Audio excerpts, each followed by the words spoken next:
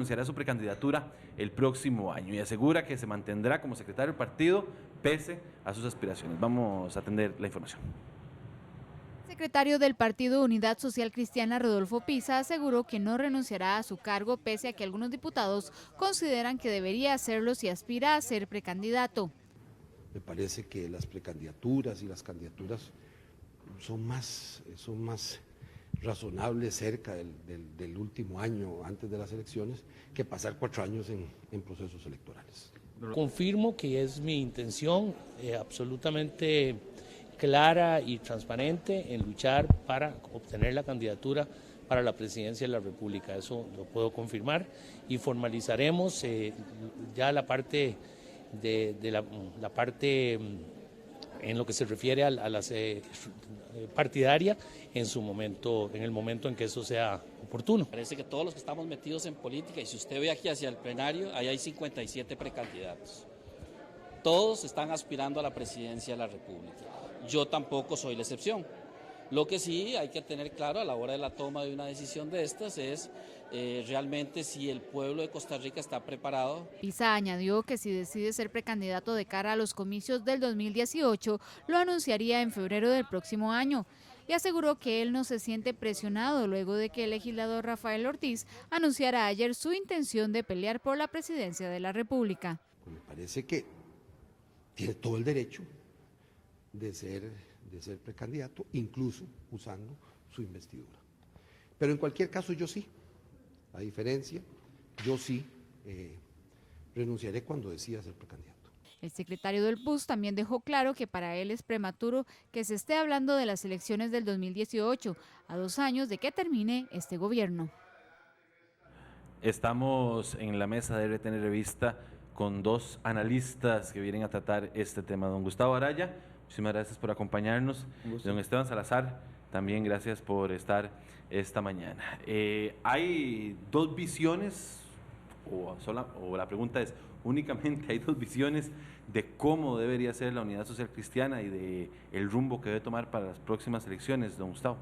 No, yo diría que hay varias más. Las 2 visiones que se podría ver, digamos, desde el punto de vista de los precandidatos que hasta el momento han anunciado sus intenciones, efectivamente hacen ver como, vamos, facialmente que hay 2, pero efectivamente, digamos, hay luchas en pugna, hay una fuerza ahí importante dentro del PUS para que termine también no solamente de definirse en términos de las candidaturas o de los liderazgos internos, sino también en términos de la situación ideológica, que es lo que de alguna manera creo que concuerdan la mayoría de los líderes, tiene que terminar de definirse dentro del PUS por una razón especial, y aquí me adelanto probablemente a la siguiente pregunta, con atención a el crecimiento posible que pueda tener. El PUS sigue siendo hoy una de las fuerzas minoritarias más pequeñas, tanto como podría ser el partido Frente Amplio, como podría ser el PAC, bastante disminuido por el desgaste natural del gobierno y otras razones, pero digamos no le está haciendo frente en términos de simpatías partidarias, por ejemplo, al Partido Liberación Nacional, que no es que sea la mayoría, sino que es la minoría menos pequeña, ¿verdad?, de todas estas. Entonces, todo esto confluye en el que efectivamente esta pugna tiene que definirse en función del tamaño posible de alcanzar efectivamente con intenciones electorales. ¿Cuál es la diferencia, podríamos decir, entre un Rodolfo Pisa y un Rafael Ortiz? Hay una pugna dentro, pero ¿qué diferencia ambos que podríamos decir que la gente se defina por uno o por otro dentro del partido? Hay varias, la principal de ellas, diría yo, y probablemente don Esteban también tenga elementos para esto, es el asunto de la identidad ideológica. Don Rafael Ortiz proviene, digamos, de una vena mucho más calderonista, más definida como calderonista, dentro del propio partido Unidad Social Cristiana, digamos, de una veta tradicional, de ese voto que se establecía prácticamente casi por herencia dentro del partido Unidad Social Cristiana. Mariachi, dice usted, ¿no? Mariachi, digamos, de hueso colorado, lo que llamaban antes mariachi, exactamente, esa es la vena que trae don Rafael Ortiz, y tenemos a don Rodolfo Pisa, con una conformación más tardía, la Unidad Social Cristiana más tardía, que es aquella Unidad Social Cristiana que se conformó, digamos, bajo un modelo económico en el que habían, digamos, las primeras camadas de intelectuales que habían migrado hacia los Estados Unidos, entonces mucho de los Chicago Boys que se hablaba de la época de los 80s y 90s, mucho de la nueva tendencia de la adopción del modelo liberal ese es Rodolfo Pisa, digamos, aunque conservador en muchos temas también, ¿verdad? Lo que pasa es que el neoconservadurismo y el neoliberalismo tienen una raíz, ¿verdad?, en precisamente, digamos, esa tradición Estamos hablando del ideológica. liberalismo, don Gustavo, pero en el tema económico propiamente. Exactamente. El liberalismo económico conjunto con el conservadurismo, digamos, en el tema del pensamiento, digamos, social, por decirlo así. Don Esteban Salazar, gracias por acompañarnos. Si quiere le aporta lo invitaba a don Gustavo a aportar al punto que les ponía. Lo tiré al agua, Sí, ¿no? muchísimas gracias. Muy buenos días y muy buenos días a todos los televidentes y radioescuchas que nos acompañan esta mañana y a los compañeros aquí en el set. Efectivamente, como lo dice don Gustavo, hay un claro debate ideológico dentro del Partido Unidad y ahora la precandidatura oficial de don Rafael Ortiz, la de don Humberto Vargas, si se concreta también en próximos días, como él lo ha dicho, ¿verdad? Él no niega su aspiración. Pone una clara división ideológica en el Partido Unidad Social Cristiana, como lo señala don Gustavo, don Humberto, don Rafael Ortiz y un sector del partido más ligados al socialcristianismo tradicional de Costa Rica, y don Rodolfo Pisa, como él mismo se ha definido, ¿verdad?, como un socialcristiano liberal más, podemos decir, el Partido Unidad tiene una bandera rojo y azul, hay unos que están más del lado rojo de la bandera y otros que están más del lado azul de la bandera. Entonces, en ese sentido, esta lucha interna de ideas, ¿verdad?, y también de liderazgos, siento que va a enriquecer mucho al Partido Unidad Social Cristiana de cara al proceso del 2018. Viene un ensayo muy importante para ellos, que son los procesos de renovación de estructuras, que junto con Liberación Nacional son los únicos dos partidos que hacen movimientos nacionales abiertos para permitir una mayor participación ciudadana. Y de cara, como lo decíamos, al proceso del 2018 van a tener varios ensayos que son el proceso distritales y el proceso de la convención interna. ¿Tiene posibilidades, don Humberto, frente a Rodolfo Pisa y Rafael Ortiz? Yo creo que uno puede ver el Partido Unidad Social Cristiana desde afuera y desde adentro, ¿verdad? Los que estamos un poco más involucrados en el tema partidario, tal vez conocemos la equiparación de fuerzas que hay a nivel nacional, y yo creo que don Humberto Vargas como don Rodolfo Pisa son los dos líderes nacionales que tiene el partido, son los dos que tienen una estructura a nivel nacional. Como lo decía don Gustavo, eso es totalmente cierto, uno no puede negar la crisis que atravesó el partido, es un partido que se ha disminuido, pero dentro de esa disminución, las dos personas que tienen una estructura a nivel nacional son don Rodolfo Pisa y don Humberto Vargas, entonces ahí puede haber un enfrentamiento bastante interesante. A mí, esto que está pasando con la Unidad Social Cristiana a mí me genera dos preguntas fundamentales. La primera tiene que ver con el quehacer de la Asamblea Legislativa, ¿verdad?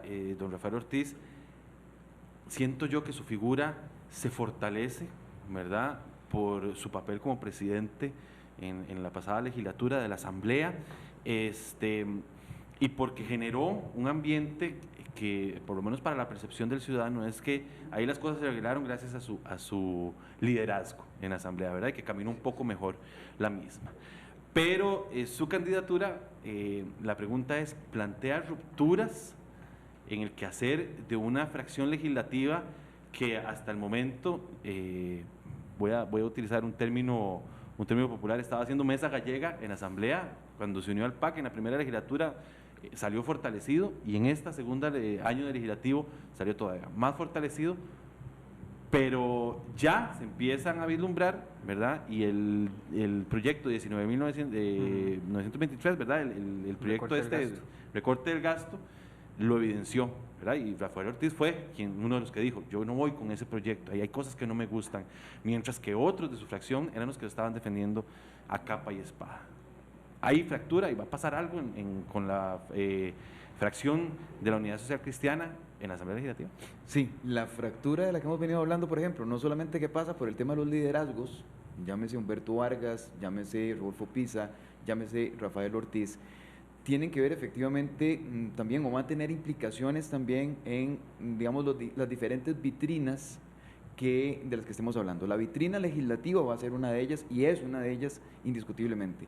Conforme vayamos acercándonos al 2018, esa ruptura, esa pugna, esa lucha va a ser cada vez más evidente.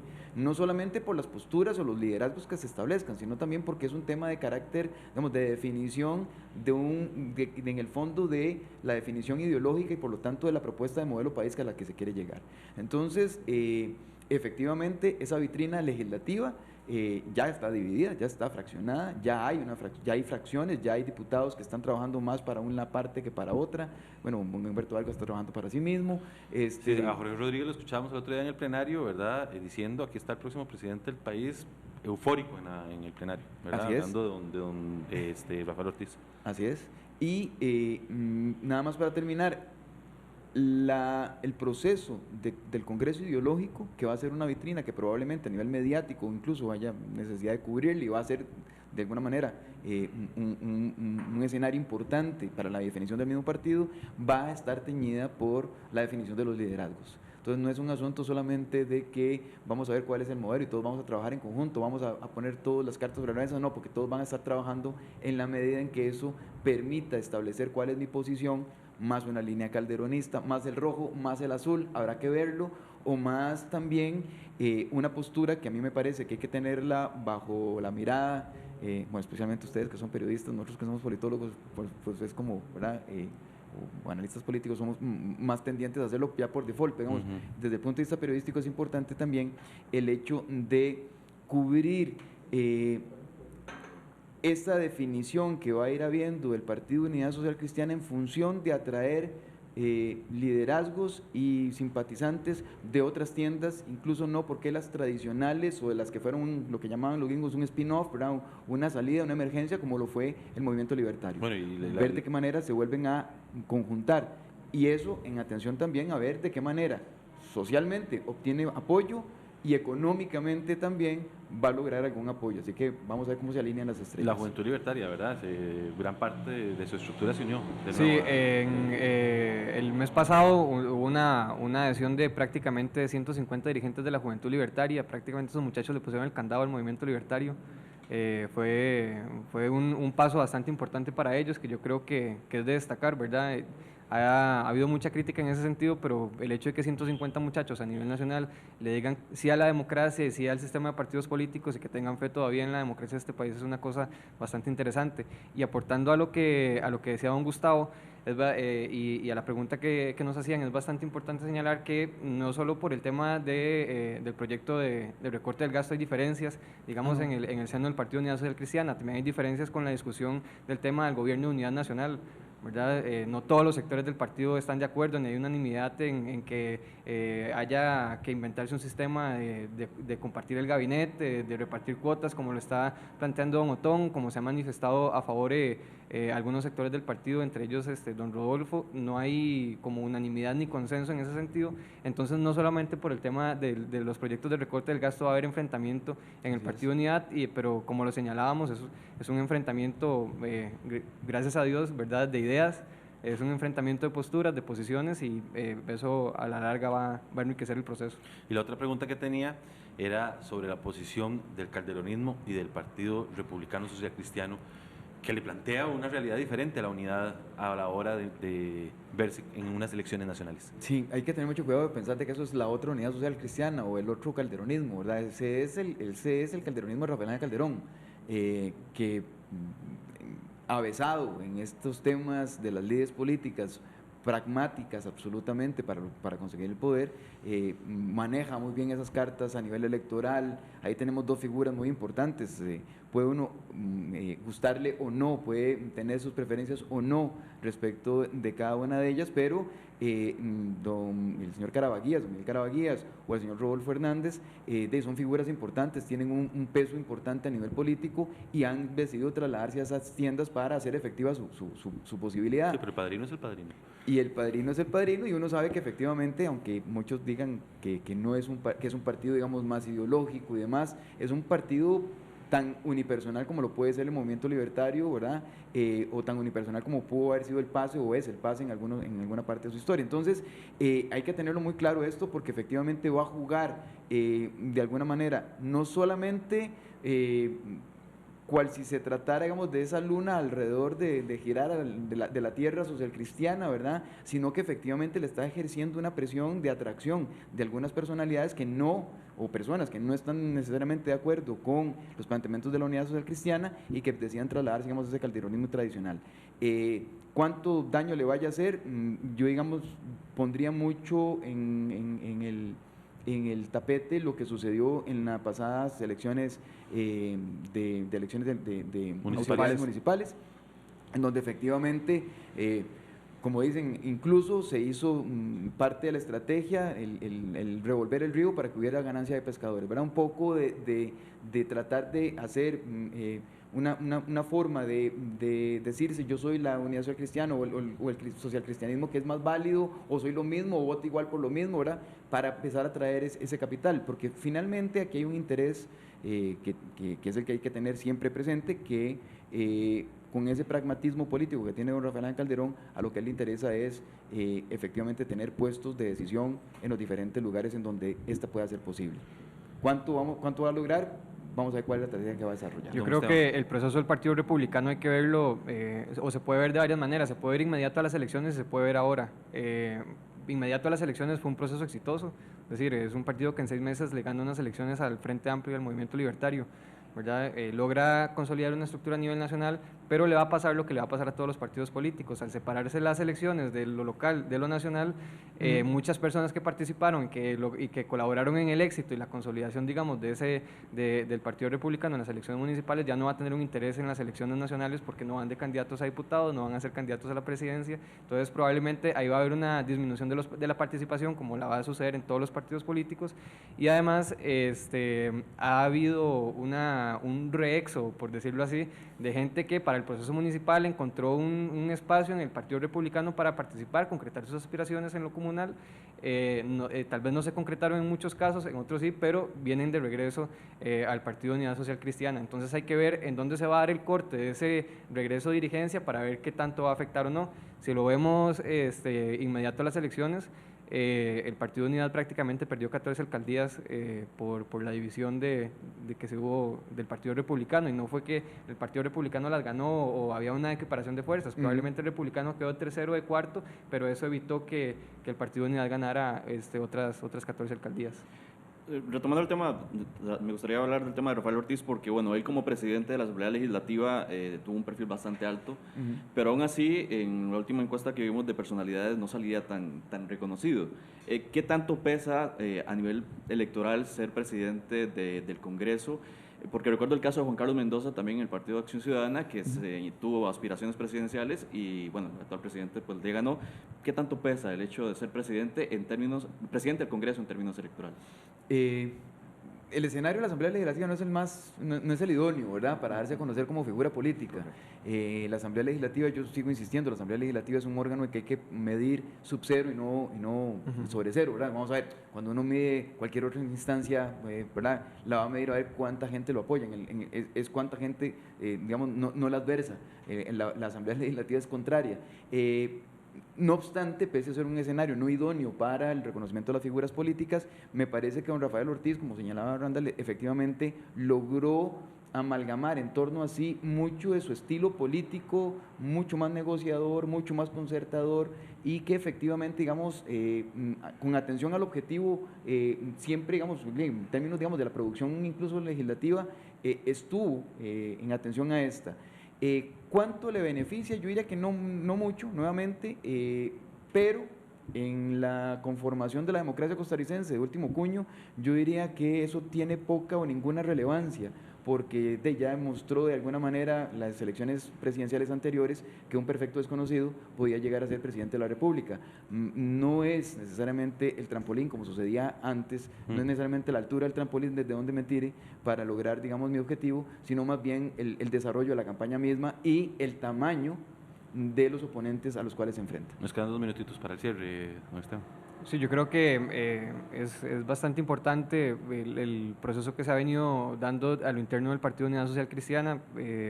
Uno no se puede descoloriar, por decirlo de esa manera. La verdad, yo me siento bastante contento con el auge que ha tenido el partido. Siento que es algo que fortalece la democracia del país.